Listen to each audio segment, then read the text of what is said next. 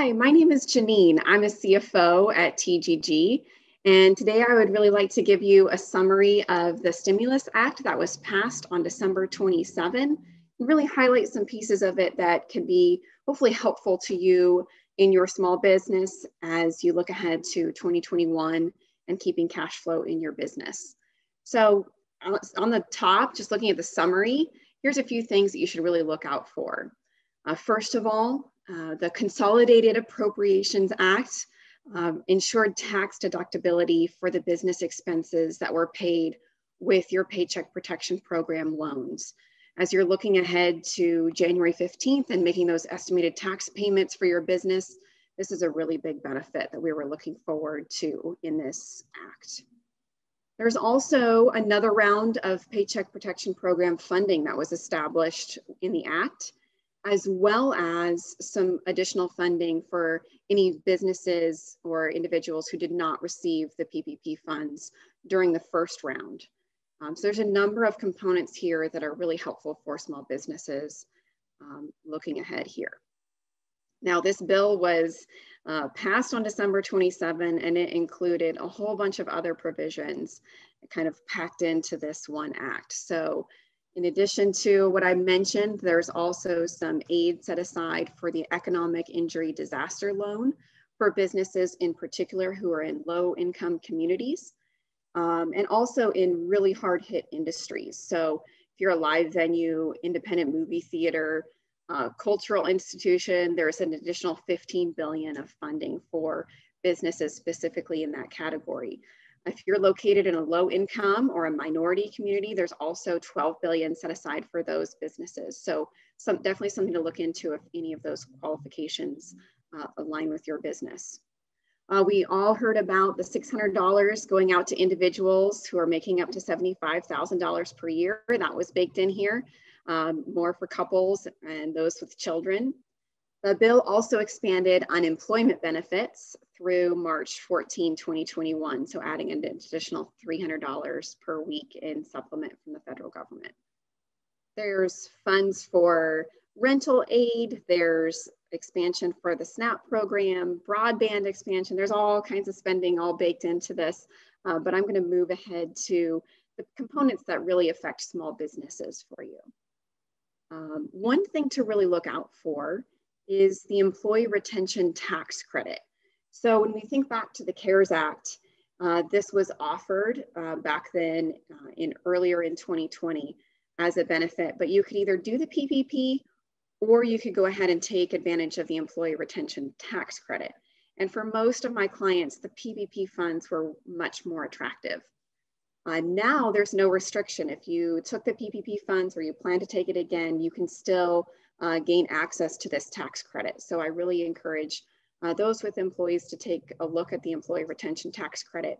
Look more into this. There should be a lot more details coming through since this bill was passed. There's also another neat benefit, and that is that meals and entertainment expenses, they're usually only 50% tax deductible. But for 2021 and 2022, that is being bumped up to 100% for any spending at a restaurant, food and beverages at a restaurant. So the goal here is to really boost the spending for local restaurants, and by boosting their revenue, also giving you a tax credit or a tax deduction along the way. So many of you are probably eager to hear about the Paycheck Protection Program Round 2. So more funds are being poured into the Paycheck Protection Program, but this time they're really narrowing the focus of who can gain access to those funds. So let's take a look at what it takes to be eligible to apply. So first of all, you have to have 300 or fewer employees. This is a contrast to the CARES Act first paycheck protection round where you needed to have 500 or fewer. So they're shaving off the size of the business that is eligible to apply here a bit. You also need to have used or will use the full amount of your first PPP loan. So if you still have some of those funds that you haven't been able to spend, work with your accountant, work with your banker to think of how you might use those funds and become eligible for the next round of funding.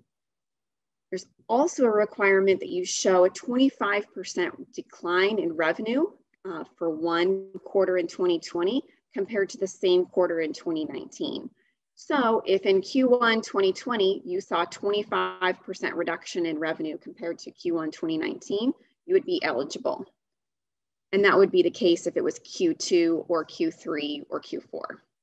And it's looking, the text of the bill talks about gross receipts, but they're not requiring you to look at this on a cash basis. They're looking at the way that you typically book revenue. So the second round of PPP also is accessible to a few different kinds of businesses. So a few more nonprofits and chambers of commerce, visitors bureaus. Probably doesn't apply to too many of you, but even if you have a small amount of lobbying activities, it now makes it available to you. So there's definitely some carve outs if you're a first time PPP borrower or if you fall into one of those specific categories. But for the most part, you're looking for businesses that have been hard hit in 2020, seeing that decline in revenue, and also use the full amount of their PPP loan the first time. All right, so there's also a few different loan terms for this round of funding. So very similar to the first round of PPP, now the costs that are eligible for loan forgiveness still include payroll, rent, your covered mortgage interest, and utilities. So that matches up with the first round that we're more familiar with. There's also some new components that would be potentially forgivable. This includes COVID-19 compliance supplies. We're thinking of the personal protective equipment for your employees, the facility modification costs to keep your employees or your customers safe during COVID.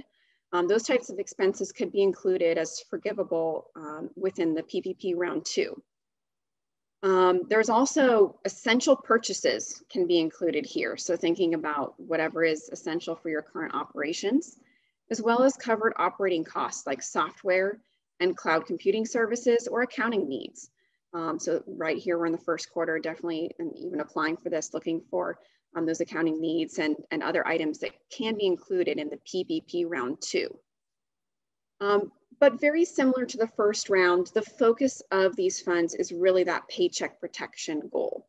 So you do still need to spend at least 60% of the funds on payroll in order for that amount to be fully forgiven. Also, we're still talking about a covered period of either 8 or 24 weeks. In my experience, my clients had a pretty hard time trying to spend all that money in 8 weeks. So I see we'll probably have a lot of folks taking advantage of that 24-week extension that we had granted for the first PPP flows over to this one. And then the measurement of how much funds you would be eligible for is still the 2.5 times your average monthly payroll. The exception to this is if you're a restaurant, you're in the accommodation industry, if your NAICS code starts with a 7.2, you would be eligible up to 3.5 times your average monthly payroll costs. So there's a bit of a boost for those industries. And with the first round of PPP funds, we saw a maximum spending amount of $10 million. That would be the maximum funds that a business could be eligible to receive. And now it's been decreased to $2 million. So we're trying to take those funds, spread it out to more businesses. All right, there's a few more pieces in here that are pretty advantageous to businesses. So if you received $150,000 or less, we have a really simple forgiveness form. So I love making the paperwork easier. Look out for that. It also pulls out the requirement to deduct your EIDL advance from your PPP forgiveness amount, kind of a small adjustment there. And then if you have 10 or fewer employees or you're a first-time PPP borrower, there are some advantages for you. So look to apply for your next round of PPP funds by March 31 and stay in touch with your bank. Whatever bank granted you the first round of PPP funding, find out their process for applying for round 2.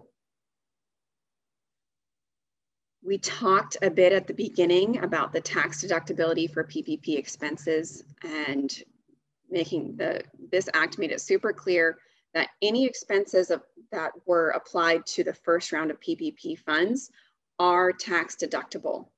So not only is the income from that PPP loan forgiveness not taxable, but those expenses are deductible.